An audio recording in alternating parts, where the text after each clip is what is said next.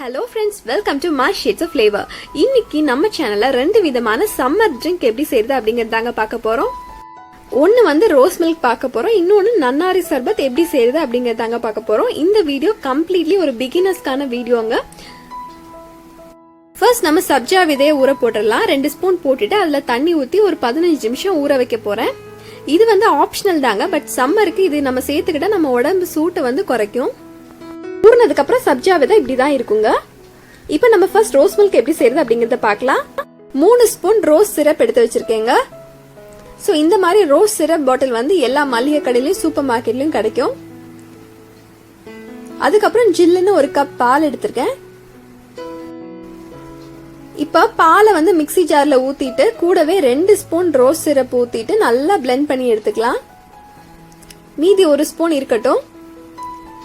அவ்வளோதாங்க. பிளெண்ட் பண்ணி எடுத்த பிறகு ரோஸ் மில்க் ரெடி ஆயிடுச்சு. இப்போ நம்ம கிளாஸை கார்னிஷ் பண்ணிட்டு ரோஸ் மில்கை ஊற்றி சர்வ் பண்ணிடலாம்.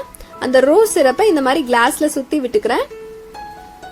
கூடவே 2 ஸ்பூன் சப்ஜா விதையும் போட்டுட்டு மிக்சியில பிளெண்ட் பண்ணதை இதுல ஊத்திடலாம். உங்களுக்கு டெக்கரேஷனுக்கு வேணும்னா இந்த ரோஸ் சிரப்பை மேல இந்த மாதிரி பண்ணிக்கலாம்.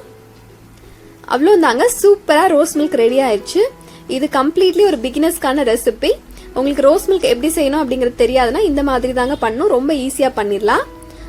அதுக்கப்புறம் நம்ம நன்னாரி சர்பத் எப்படி செய்யறது அப்படிங்கறத பார்க்கலாம். சர்பத் செய்யறதுக்கு நன்னாரி சர்பத் எசன்ஸ் 3 ஸ்பூன் தேவைப்படும். அப்புறம் ஒரு கிளாஸ் சோடா, அப்புறம் ஒரு கிளாஸ் ஜில்லுன்னு தண்ணி, அப்புறம் ஒரு லெமன். ஃபர்ஸ்ட் ஒரு கிளாஸ்ல நம்ம லெமனை புழிஞ்சுக்கலாம். அதுக்கப்புறமா நன்னாரி சர்பத் எசன்ஸை ஊத்திக்கிறேன். அதுக்கப்புறம் 4 ஸ்பூன் சப்ஜா விதை போட்டுக்கோங்க.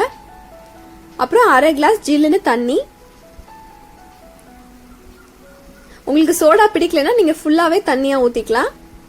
நான் இப்ப சோடா சேர்த்துட்டு நல்லா ஒரு ஸ்பூனை வச்சு மிக்ஸ் பண்ணிக்கிறேன். அவ்வளவுதாங்க, சூப்பரா நம்ம நன்னாரி சர்பத்து ரோஸ் மில்க்கும் ரெடி ஆயிடுச்சு. புதுசா கிச்சனுக்குள்ள போறவங்களுக்கு A to Z எதுவுமே தெரியாதுங்க. சோ அவங்களுக்கெல்லாம் இந்த வீடியோ கண்டிப்பா யூஸ்ஃபுல்லா இருக்கும்னு நினைக்கிறேன். இதே மாதிரி நிறைய வீடியோஸ் நம்ம சேனல்ல நீங்க பார்க்கணும்னா மறக்காம நம்ம சேனலை சப்ஸ்கிரைப் பண்ணிருங்க ஃப்ரெண்ட்ஸ். கீழே ஒரு ரெட் கலர் சப்ஸ்கிரைப் பட்டன் இருக்கும், அதை கிளிக் பண்ணி சப்ஸ்கிரைப் பண்ணிருங்க. சப்ஸ்கிரைப் பண்ணிட்டு பக்கத்துல இருக்க பெல் ஐகானை கிளிக் பண்ணிட்டீங்கன்னா நான் என்ன வீடியோஸ் போட்டாலும் உங்களுக்கு நோட்டிபிகேஷன் வந்துடும், நீங்க தவறாம பார்க்கலாம். Thank you so much for watching.